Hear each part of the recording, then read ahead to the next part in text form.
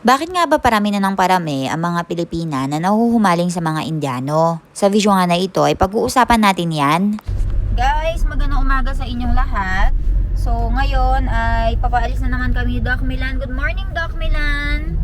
Ngayon nga guys ay papalis kami ni Milan dahil kikitain nga namin ang isa sa kaibigan ko dito sa India. Isa nga siya sa pinakamalapit dito sa amin and kailangan ko nga muna magbiyahe ng 3 hanggang 4 na oras depende sa traffic para nga magkita kaming dalawa.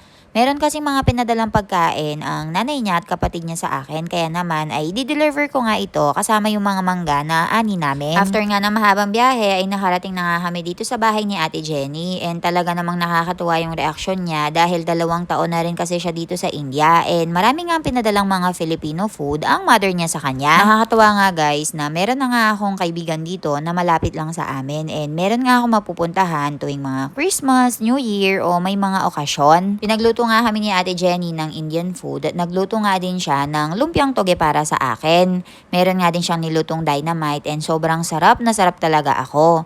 2 araw nga lang kami nagstay dito sa bahay ni Ate Jenny pagkatapos ay umalis na kami. Sa sobrang saya nga namin ay hindi na nga rin ako masyadong nakapag-video. Napapansin ko nga guys na sobrang dami na nga ng Filipino-Indian community dito sa India ngayon dahil marami na nga nakakapag-asawa ng mga kababayan natin na Filipina. At hindi ko rin naman sila masisisi kung bakit nga sila nagkakagusto sa mga Indians. Hindi ko nga nilalahat guys ha, case to case scenario, and kung meron nga kayong mga experience sa mga Indians ay mag-comment nga lang kayo sa baba para malaman din namin.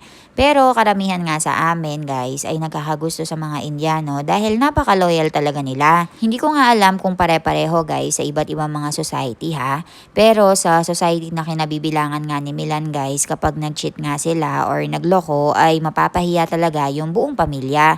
Pagkatapos ay tatakwil nga siya ng father and mother niya. Kaya naman sa buong angkan ni Milan guys ay wala nga akong kilala na nagloko at stick to one nga lang. Ang mga Indiano nga din guys ay sobrang family oriented at mahal na mahal nga nila yung pamilya nila. Sobrang responsable nga guys at talaga namang magtatrabaho ng bonggang-bongga para makapag-provide ng magandang future para sa pamilya nila. Kung okay nga lang sa mga babae ay gusto nila yung mga asawa nila ay sa bahay lang, nagpapahinga habang sila yung naghahanap ng pera at kumikita. Sobrang hardworking talaga guys at hindi ko lang alam kung ano pa yung ibang mga katangian na nakita ng mga kababayan ko sa mga Indiano. Pero ang alam ko, ang dalawang ito ang pinakagusto namin sa kanila. Kayo ba guys? May mga kachat ba kayong mga Indiano dyan? May mga nagpaparamdam ba sa inyo?